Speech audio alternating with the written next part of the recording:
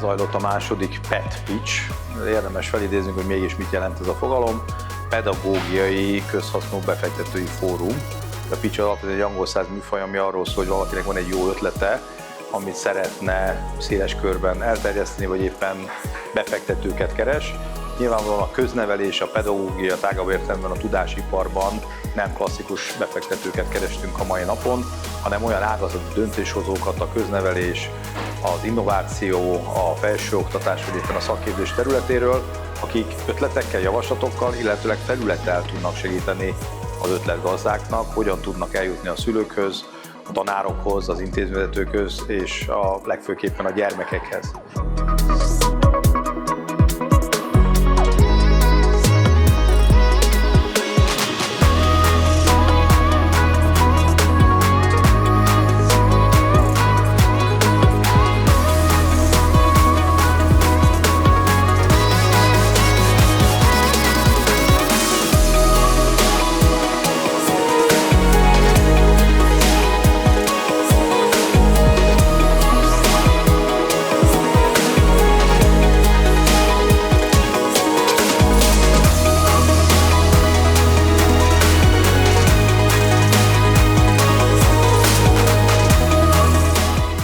Sikeresen lezajlott a második PET pitch.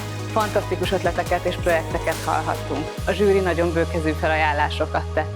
Mi már nagyon készülünk a következőre, így ha van valami franka ötletetek, akkor gyertek!